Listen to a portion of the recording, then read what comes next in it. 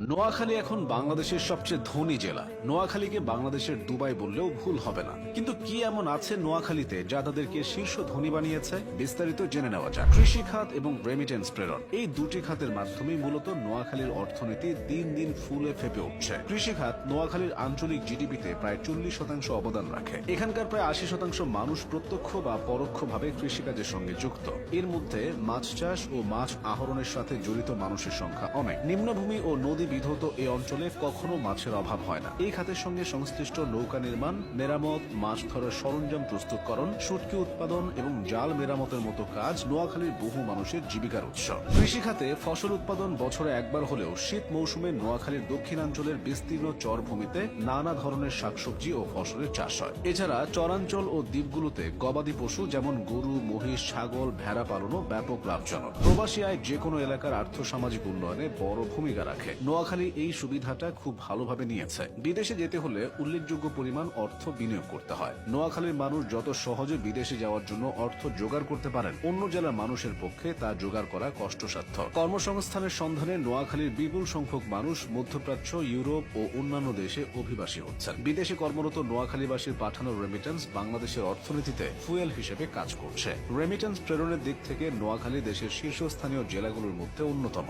নোয়াখালীতে শিল্প কারখানা তেমন বিকশিত না হলেও এই জেলার বহু কৃতি সন্তান জাতীয় পর্যায়ে প্রতিষ্ঠিত শিল্পপতি ও ব্যবসায়ী হিসেবে স্বীকৃত। তারা দেশের বিভিন্ন অঞ্চলে বৃহৎ শিল্প বাণিজ্য গড়ে তুলেছেন। এখানকার বিখ্যাত শিল্পপতিদের মধ্যে রয়েছেন পার্টেক্স গ্রুপের চেয়ারম্যান জনাব এম এ হাশেম, যিনি বনানীতে অবস্থিত তার গ্রুপের মাধ্যমে প্লাস্টিক, ফার্মাসিউটিক্যালস এবং পাট শিল্পে দেশে বিদেশে সুনাম কুড়িয়েছেন। একইভাবে বেঙ্গল গ্রুপের চেয়ারম্যান জনাব মোর্শেদ এমপি এবং গ্লোব গ্রুপের চেয়ারম্যান জনাব হারুনুর রশিদ নোয়াখালীর কৃতি সন্তান। এছাড়াও ফার্মাসিউটিক্যালস খাতে সানম্যান গ্রুপের চেয়ারম্যান অবসরপ্রাপ্ত মেজর আব্দুল মান্নান, ইন্ট্রোম্যাক্স গ্রুপের এমডি জনাব এটিএম এনায়েতুল্লাহ এবং আজিম গ্রুপের প্রতিষ্ঠাতা জনাব ফজলে আজিমের মতো ব্যক্তিত্বরা নোয়াখালীর নাম উজ্জ্বল করেছেন। এই জেলার এই শিল্পপতিরা শুধু নোয়াখালীর উন্নয়ন নয়, গোটা দেশের উন্নয়নে ভূমিকা রাখছেন। বর্তমানে নোয়াখালী যতটা উন্নত তার চেয়ে দ্বিগুণ উন্নত হওয়ার সুযোগ তাদের রয়েছে। এই অঞ্চলে জমির দাম ক্রমাগত বৃদ্ধির প্রবণতাকে কাজে লাগিয়ে পরিকল্পিত আবাসন, বাণিজ্যিক জোন এবং পর্যটন বান্ধব অবকাঠামো গড়ে তোলা যেতে পারে। বিশেষ করে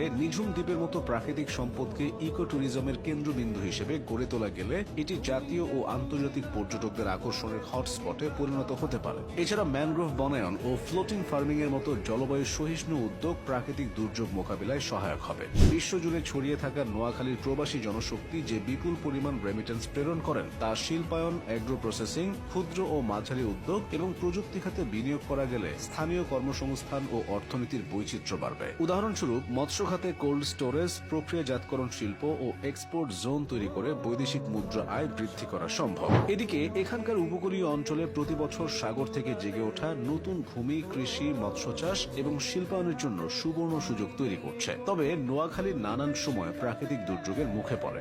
এতে যে ব্যাপক ক্ষতি হয় তা বলার অপেক্ষা রাখে না। প্রাকৃতিক দুর্যোগ মোকাবিলায় সবুজ বেষ্টনী যেমন ম্যানগ্রোভ বনায়ন, ভাসমান কৃষি এবং পরিবেশ বান্ধব নগর পরিকল্পনা প্রণয়ন করা অপরিহার্য। এক্ষেত্রে আন্তর্জাতিক সংস্থাগুলোর সহায়তায় জলবায়ু তহবিলের সদ্ব্যবহার করা যেতে পারে। নোয়াখালীর উন্নয়নের যাত্রা বাধাহীন থাকলে তারা বাংলাদেশের অর্থনৈতিক উন্নয়নের প্রাণকেন্দ্রে পরিণত হতে পারে।